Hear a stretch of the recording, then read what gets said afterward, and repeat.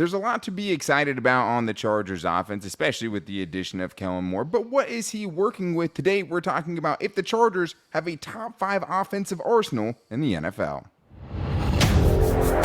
You are Locked On Chargers, your daily podcast on the Los Angeles Chargers. Part of the Locked On Podcast Network, your team every day.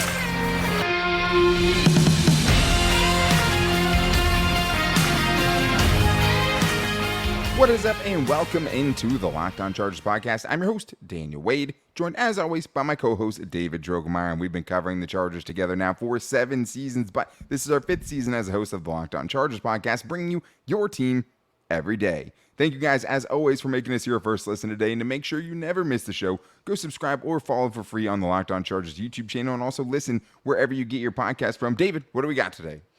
On today's show, we are going to discuss whether the Chargers have one of the top offensive arsenals in the NFL. Also, we're going to take a look at some of the early 2024 draft needs, and we're going to talk about whether Quentin Johnston is still an option for the Bolts. Still some free agent spending money for the Chargers if they choose to use it, right? And I think, with what their salary cap situation is next year, the draft is never too quick, too early to look at. But let's talk about Bill Barnwell from ESPN ranking the top arsenals in the NFL on the offensive side of the ball, ranking basically each team's top 5 at receivers, running backs, and tight ends total. I think, most offenses running a 3 wide receiver, 1 tight end, 1 running back look. And I think when you look at this, it makes a lot of sense, David, because the Chargers, we know, have great skill position players. And when you see them ranked up against the other teams in the league, they're about as good as anyone, right? Like, they are right up there with the cream of the crop. So do you think, before we get into what he had to say, that the Chargers have a top 5 offensive arsenal? Absolutely, I do. I completely, truly believe that the Chargers have one of the top offensive arsenals in the league. I think you just look at the production that these guys have brought to the table over time, too. It's not just been a 1-year sample size. It's been multiple years that these guys have been getting it done. Keenan Allen has been a perennial 1,000-yard receiver, 100-catch guy for many, many seasons. Mike Williams has been a jump ball threat, a guy that's going to go up and get it in the big moments ever since he stepped foot in the NFL. Austin Ekeler, since he got that first chance, he has been scoring touchdowns left, right, and center. So absolutely, I think you can't not look at this Chargers offensive group of skill position players and not come away with the fact that the Chargers definitely have one of the top offensive arsenals in the NFL. And Bill Barnwell has them ranked at number 5, right? These are the teams that are ahead of them. The Seahawks at 4, the Eagles at 3, Bengals at 2, and 49ers at 1. And right, this isn't obviously taking the quarterback into account, which would only help the Chargers in this situation, right? But I get it with the other teams there. I think 5 seems about right because of what we don't know with Quentin Johnston at this point, assuming he is that 3rd wide receiver. And I think him being in this unit is what gets them into the top 5. They were in the 6th last year before Quentin Johnston, right? And we all saw what happened with that because they didn't really have those 5 guys on the field. But the Seahawks, DK, Metcalf, Tyler Lockett, Smith and Jigba, and you have Kenneth Walker. Okay, that's a good offensive arsenal. Noah Fant, who knows, Eagles, A.J. Brown, Devonta Smith, Dallas Goedert. That's a pretty solid 3 right there. Bengals have Chase Higgins, Boyd. 49ers have a star at every position. But I think, they do. In tight end, you have Kittle. Receiver, you have Debo and Ayuk. Yeah, Christian and then McCaffrey, you have Christian McCaffrey, right? I wonder what people would think about Christian McCaffrey if he was the undrafted free agent and Austin Ekeler was a first-round pick. Conversation that is a good one. But I do think, though, when you look at that, like, even with those guys that we've talked about, maybe, they're a full tier below the 49ers because of, star at every position. But, like, they're right there, man. If you look at this top 5, Keenan, Mike, and Quentin Johnston, maybe even Josh Palmer, I think you're still competitive in this regard. Running back, you have Austin Ekeler, and they give a great stat about that. 28-year-old from Bill Barnwell. On 28% of his routes, he was targeted and averaged 1.8 yards per route run, which if you're comparing that against everyone in the NFL, that's actually around where DK Metcalf and guys like Deontay Johnson are, right? He has been great, and he also has gained 198 yards after the catch, more than expected the last 2 seasons. He's great. I do think, though, the one X factor here, David, the one guy outside of Quentin Johnston who's a big question mark at this point, is Gerald Everett, right? And Gerald Everett, to me, is kind of the X factor for this top 5. And really, I think if he can go off in 2022, that puts them near the top of this list. Definitely. I think Gerald Everett's a guy that has gotten better year over year, every single year he's been in the NFL. And last year, he definitely showed some moments with Justin Herbert at quarterback. He showed that toughness. He showed that yards after catch ability. And it really is something that the Chargers offense need more of. Even after bringing in Quentin Johnston, they still need more from Gerald Everett, and Gerald Everett is incentivized to do that because, there's money to be made, right? He's in a contract this is year, a contract year for him. So, this is a great offense. There's a lot of stars around. There's a great offensive line that's blocking in front of them. And Gerald Everett is going to be featured for sure. I think there's no other tight end in that group that you can say is going to be there to take a bunch of snaps away from Gerald Everett. So he is going to be put in positions to be very successful. And I like his chances to do that this year. Especially after you've seen what Kellen Moore has done with Dalton Schultz and the rest of those guys, right? Dalton Schultz was like a 4th-round pick, and he turned him into a dude who's, double digits and millions, right? Almost making $10 million a year now. One of the most productive tight ends in the league the last couple of years. And did a lot with, even his backups, the 2nd and 3rd string tight ends when he was with the Cowboys. So I think you like that. And then I think it's easy to forget because of how the way it ended and just us, repressing the memory. But, he had 6 catches for 109 yards and a touchdown in the Chargers playoff game. He was the furthest thing from the problem, and I think showed you a glimpse of kind of what the potential is in there. Every year it feels like he's getting that potential. But I do remember, everydayers know Matt Williamson last week when he was on the show brought Gerald Everett up. And maybe he's a guy we're not talking about enough. But I think in this case, though, he's the guy where he's the X factor that could, I think, move them above some of these other teams, right? Better than the Bengals tight end situation for sure. I think you look at the Seahawks, better than that tight end situation. If he can do, even more than he did last year, that puts them right there. But I do think that the biggest thing about this list that surprised me, David, and I was kind of eye-opening, was the fact that the Chiefs ranked 19th as far as their skill position players. The Bills were right behind them at 20th. And I mean, it's hard for me to argue with that because, there's not a ton there. Travis Kelce's a Hall of Famer. Isaiah Pacheco's but good. name one of their other wide receivers. Yeah, name any of their wide receivers. That's right? what I'm saying. That's mean, my point. Is it's just a collection of misfit toys. But the key there, obviously, is the mastermind of Andy Reid. Andy Reid putting all of those pieces together and them dinking and dunking down the football field, and you just can't stop it. And for the Bills, I think that one was a little bit surprising to me to be that late or that far off on the list because of Stephon Diggs alone. I mean, Stephon Diggs, and I also like Gabriel. I think Gabriel's a pretty nice compliment to him. But yeah, that definitely did surprise me, Dan. I was not expecting to see the Chiefs and the Bills, two of the unquestioned best teams in the NFL, being very, very far away from where the Chargers were. Yeah, I mean, the Chiefs receivers are this: Marquez Valdes-Scantling, Kadarius Toney, Sky Moore, Rashee Rice, Ricky James, Justin Ross, John Ross, all the Rosses. They're just taking a bunch of dart throws, and I get it because guess what? It worked for them last year. Yep, sure did. Last year it was Juju Smith-Schuster, right? And it was McCole Hardman after Tyreek Hill left, and a bunch of guys. And they have a bunch of guys again, and they're going to be one of the top offenses in the league. And I think the main point here is just the Chargers have more than enough. Justin Herbert has more than enough. Anything less than elite from this Chargers offense is not good enough, right? Because this isn't, bringing up the offensive line in these arsenals, right? And we know they'd be like the Chargers offensive line. This isn't bringing up the quarterback. So, if you're adding a top 5 arsenal to this unit, how can you not be elite? How can the expectations not be elite, David? I think that's just where it's at right now. It's elite or nothing for this group to me.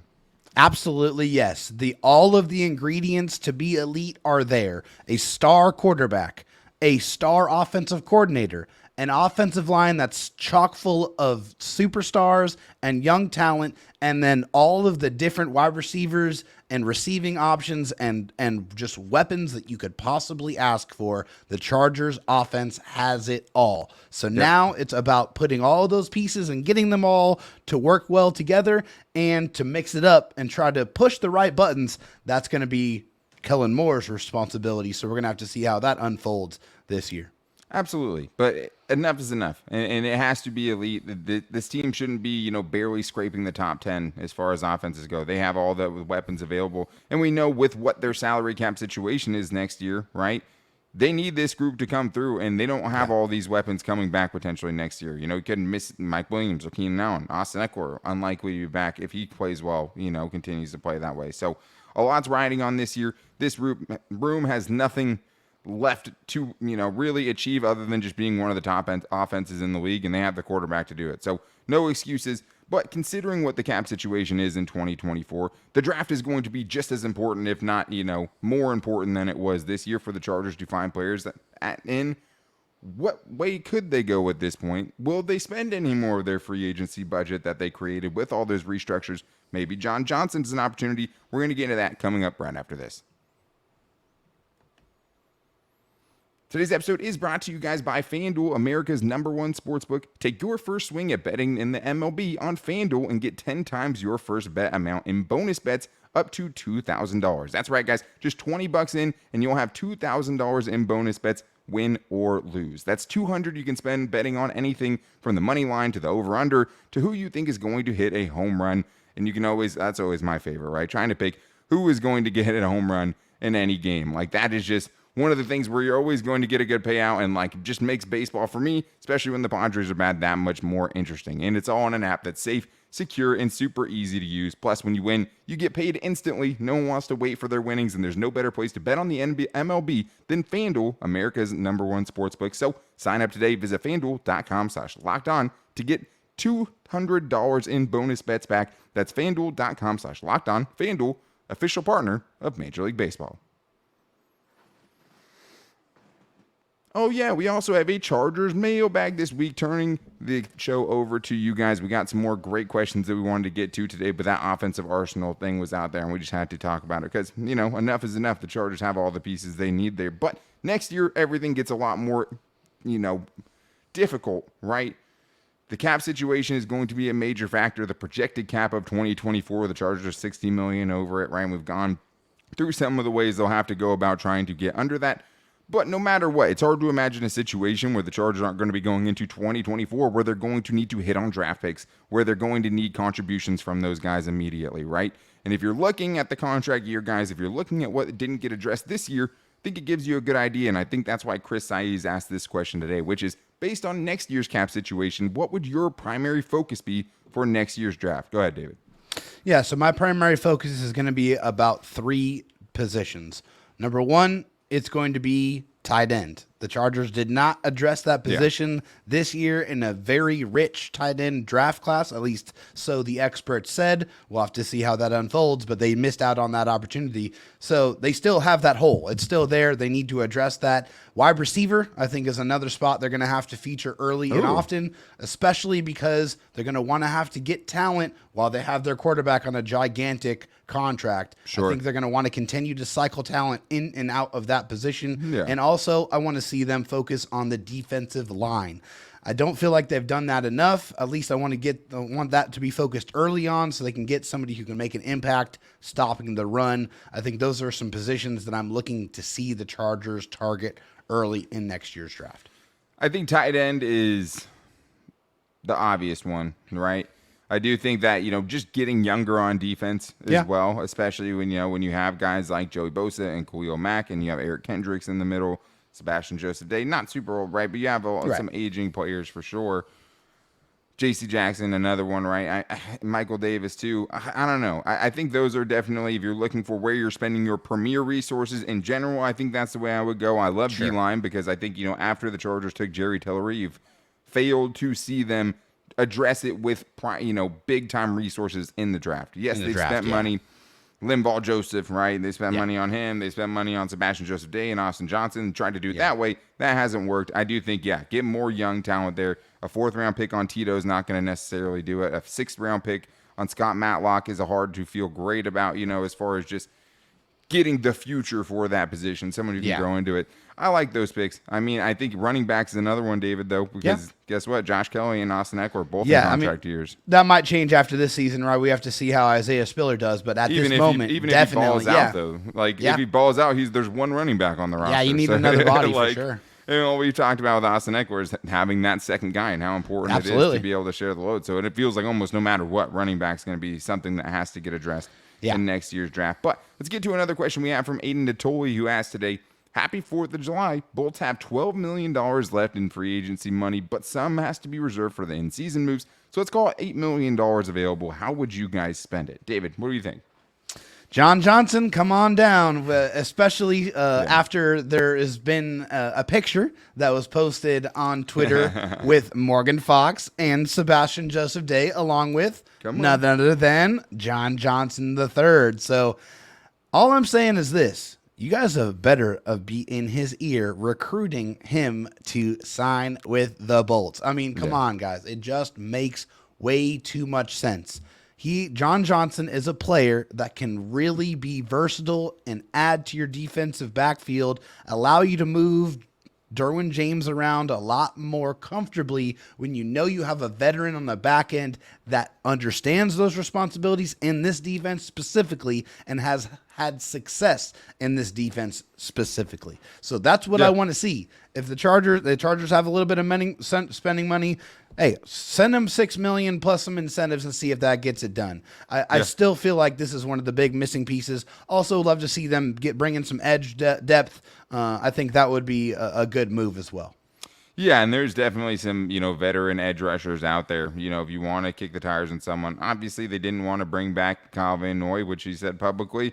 So, I don't know who it would be at this point. We brought up, Yannick Ngakoue. There's names out there. If they want to get a name, they could do it. I would add to that, John Johnson, obviously. I mean, if you're looking at guys who have produced under Brandon Staley and then carried that over to the Chargers, Morgan Fox, number one. Yep.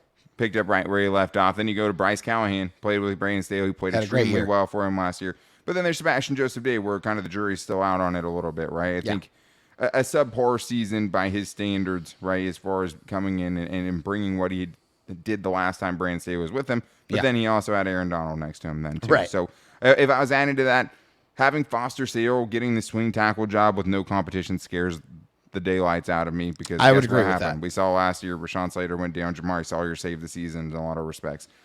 Having a tight end to kind of be insurance for Donald Parham / competition for Trey McKitty, that's another thing I would be looking at as well. Maybe someone with more of a blocking focus. I love Gerald Everett, but it's an extremely thin group. If Gerald Everett goes down, you have Donald Parham, who's missed a ton of time, and Trey McKitty, who took a step back in year 2. That doesn't feel great. So I would add those into the obvious. John Johnson, for sure. Yes. I wish I could be at training camp, just be like, Brandon Steve, how do you feel about your safeties? Oh, we love our safeties. Are you sure about that? You sure about that? John Johnson? I don't know. So it makes too much sense to me. Even your teammates are hanging out with John Johnson. Maybe they're sending hints your way. Yeah, you have to hope. I mean, the price seems like it would only go, it has more. It only goes down. Further down. But what's the holdup? Why have they waited? Right. That's what we don't know. Right. That's what complicates this situation is we don't know all of the things we don't know. We don't know how much they think it's a need. That's the biggest thing. That's it too. Let's get to super fan Zachary Shelton, who asked today, if you could have one former player be an honorary captain next season when this team goes to the Super Bowl, when, not if. I love that. Who would you pick? David, to me, there's one answer. Yeah, for me, it's cut and dry. It's very, very clear. It's Phillip Rivers for me. He gave his blood, sweat, and tears to this organization. I feel like he deserves to be at the Super Bowl, and he deserves to be there representing the Chargers. So that's why it's a very easy decision for me.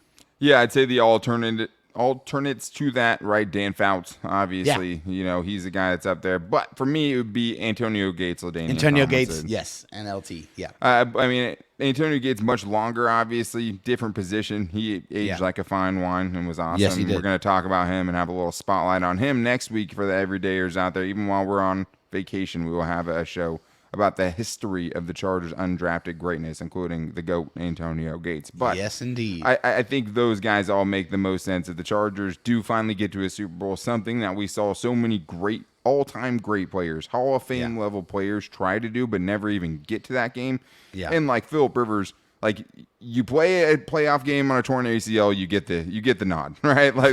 That's where it can end. Yeah. So Phillip Rivers has the golden ticket as far as I'm concerned, right? I mean, he played a playoff game with a torn ACL, so he gets to be the honorary captain, and it'd be so cool for that to happen when the Chargers get to the Super Bowl. There you go. We do have more we want to get into because it is Fan Mail Friday, and Fan Mail Friday. It's Chargers Mailbag Day, regardless.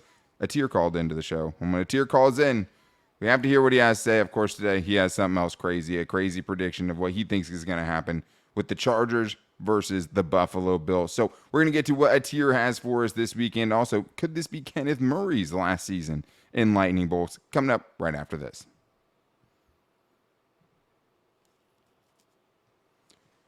All right, continuing this Chargers mailbag day. It's not a Chargers mailbag unless we get a tier on the show, but that's just for today's show. The good news is we'll be back with you guys on Friday, the last 2 weeks of 3 shows a week, and then we'll be ramping back up to 5 shows a week as training camp gets started with the Chargers and everything else. But the good news is, even while we're on vacation, we still have 3 more shows planned for you guys this week, even if we're up at 3 a.m. recording them this week to get them to you next week if we have to. We will.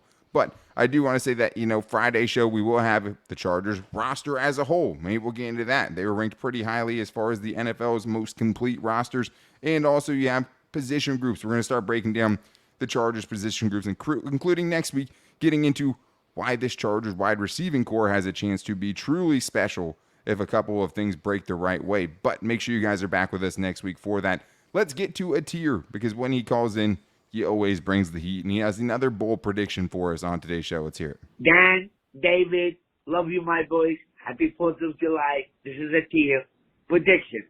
Week 16, Bills at the Chargers will be the battle for the number 1 seed in the AFC. Both divisions has wrapped up. Let me get your thoughts. What do you think? FTR, baby. Love you. I love how it has nothing to do with the Raiders, and it's just still an FTR, because that's right. Because It's just what it is every day. Yeah. That I 100% agree with you. The other part of it, I mean, how awesome of a story would it be? Like, if that game has those kind of stakes attached to it in week 16, and the Chargers are in competition for the number 1 seed, whether or not it will be, I mean, I'd sign up for that right now, obviously, David. Oh, man, I would absolutely love that. I mean, come on. You guys know I'm one of the biggest optimists in the world. And But will it even happen? now, for me, it's a little hard for me to envision that being the scenario, okay? I love this team. I believe in the potential of this team, but I also followed this team every day for the last 5.5 years. Well, actually, 7.5 years now, right? Yeah. It's been a long time. So that also brings me back to knowing that things will go wrong for the Chargers. It just happens. So Yeah.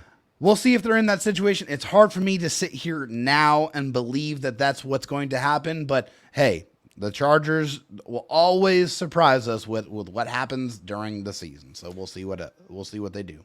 Yeah, the hardest thing for me to believe is that the Chiefs are going to be out of the divisional race in week 16 when they still have a game against the Chargers at the end of the season, right? Like, it feels like if the Chargers are going to win the division, let alone the conference, right? It's going to be scratching and clawing, and it's going to have a lot to do with what happens in that final week outside of a Patrick Mahomes injury. But yeah, that's if what I the was gonna Chiefs say. have a chance to potentially have a tiebreaker in the last week of the season, we all remember the 12-4 2018 year. Like, you have to win those games, and tying them isn't enough. So to think they're going to be out of it is hard to imagine at this point. But to think that Bills and Chargers game won't have a meaningful impact on the playoff landscape is also hard to believe. It feels like that will be an important game for both teams at the end of this season, because the AFC East is pretty loaded this year too, with the Jets getting Aaron Rodgers, the Dolphins loading up, getting Jalen Ramsey. It's going to be a crazy, crazy year in the AFC. But if the Chargers could win this specific group of the AFC, that would be insane. So let's get to the next question we have here from Gerald Guerrero, who asks, do you think this will be Kenneth Murray's last season with the Chargers? There's potential there, no doubt, and there's glimpses, but there's been a lot of inconsistencies as well. I feel like he needs a big season for the team and for himself. What do you guys think? Go ahead, David. Yeah, honestly, I don't know if there's anything that can really happen for Kenneth Murray for him to be a member of the Chargers next season. I think the Chargers already kind of put that out there when they didn't pick up his 5th-year option, and also by them drafting a linebacker with their first 3 picks in this year's draft. And I think Deion Henley is the heir apparent, and we'll see how quickly he takes over that spot during this season. But I think the marriage of the Chargers with Kenneth Murray is heading towards divorce after this season. Yeah, and it's hard because you don't want to breed too much into them not picking up the 5th-year option, because it was just going to pay him way more money, right, than a linebacker with what he's been able to do would get paid. So, wouldn't be totally out of the realm of possibility that like he could, come back even though they decline that, right? Sure. This is the problem. That's in a vacuum. The problem Yeah. is not only would he have to be improved, but logically speaking, like he would have to play better than Kazir White did when Kazir White did not get brought back by the team. Yeah. And then he'd have to play better than Drew Tranquil did last year, who also did not come back to the team. So like playing better, getting better, it's not out of the question, but like he would have to be so good that he would have to make the Chargers reconsider the way they feel about re-signing their own linebackers, and they didn't do it after 2 breakout seasons that we saw in 2022 and 2021. The other thing is, though, both of those guys signed really cheap, right? So even if he does play well this season, if the Chargers do want to bring him back into the fold, because it's not just the heir apparent Dayon Henley for him. Like Eric Hendricks has kind of a ripcord after this season as well. Definitely. So like, are you going to lose both of your middle linebackers because you drafted one in the 3rd round, like, and feel good about that? It's hard to say, but like, I do think that, more likely than not, it's hard to envision the path that gets Kenneth Murray back on this team in 2024, which is how tumultuous it's been up until this point. So it's going to be hard, but we do have one more question we want to get into from Cham, the Philly legend, who asks, are the Chargers content with their defensive depth on the defensive line and at linebacker? So talked a little bit about the linebacker position, but I think they're both positions, David, where there's a couple of questions we have for sure. Yeah, definitely. I think there's a lot of bodies in the defensive line room for the defensive tackles, right? You got Scott Matlock, you got Jared Clark, you got Chris Hinton, you got David Moa, you got Otito Obonya, Basil Okoye, their international transfer is Sebastian Joseph Day, Austin Johnson. So a lot of different bodies in that group.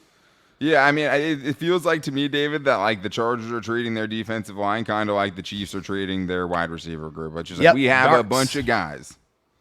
There's a ton of guys in that room for sure, but like that's going to be a tough one. And like, I think for this question, it's almost like the Chargers have kind of told you that they're content with these positions, at least to some extent, because like these are what these positions are at this point, right? Yep. So like, and Nick Williams. I didn't even bring up Nick Williams. That's another body. So, like, and that's the thing, too, though. It's like, well, they're content with it, but in Nick Williams' case, like, they're bringing him in. So, like, there's some obvious questions, and I think a lot of it's going to have to do with, too, how long is it going to take Austin Johnson to get back? How long is it going to take Tito to get back on the field? Because those are 2 guys where it's hard to know at this point because we haven't seen them during OTAs because they've all been rehabbing. That's right. Yeah, that's the biggest question, Dan. You just don't know. Those what are major and injuries, Nick Niemann, too. right? Like, there's so many just guys, like you said, like, there's just guys. Like, Nick Niemann, what do you have in him? Amen Ogbongamiga, what do you have in him? Nothing more than a special teamer up to this point, right? They have not gotten onto the field on defense, so you don't know what you have, and the Chargers don't know what they have, but they have a ton of guys to try to figure it out. Yeah, and I think that, like, we'll talk about it in the receiver show next week when we start our position group breakdowns, but, like, I think the competition at the bottom of these units is going to end up paying off in the long haul as far as just at least the drop-off you have if you do sustain these injuries, right? Getting higher quality depth to come off your training camp squad or your practice squad, right? To be able to, when you do inevitably have injuries at these positions, the Chargers got devastated at defensive line last year. They got devastated at wide receiver last year. This year, way more bodies, way more guys with NFL experience kind of pushing the bottom of those groups, right? And I think that in the long haul is really, really going to pay off. And having those positions be better players, even if they're practice squad players, is going to be hugely, hugely important for the depth of this defense. Top end, though, where does the pass rush come without Morgan Fox on the inside, right? Can Kenneth Murray be counted on? Those are still huge questions that we have that we'll have to break more into when we get to those position groups, because I think it's a very, very solid question. And I think there are a lot more questions than answers for a lot of the guys at the end of this roster. But that is going to wrap things up for today's show. The good news is we were back with you guys on Friday talking about the Chargers if they have the most complete or one of the most complete rosters in the NFL. We're also going to be starting our position group breakdowns, talking about undrafted greatness like Antonio Gates, talking about this special group of wide receivers. So much on the docket for you guys coming up. And to make sure you don't miss it, go follow us wherever you get your podcast from. And also you can follow or subscribe free to the Locked On Chargers YouTube channel as well. And we also post the show every day to all of our social media. If you want to hit us up, you can on Twitter at LockedOnLAC and give us a follow there, or you can follow me at Dan Talk Sports and David Drogemeyer at DroTalkSD. You guys can also find us on Instagram at Locked On Chargers and our Locked On Chargers Facebook page. Thank you to everyone who called into the voicemail line and left a 30-second voicemail. A tier. Appreciate you. You can call into that number at 323-524-7924, and we're going to continue to keep doing that throughout the rest of the offseason for sure. Love getting you guys on here. But that's going to do it for us today. We'll be back with you guys on Friday. Until then, take it easy and go Bolts.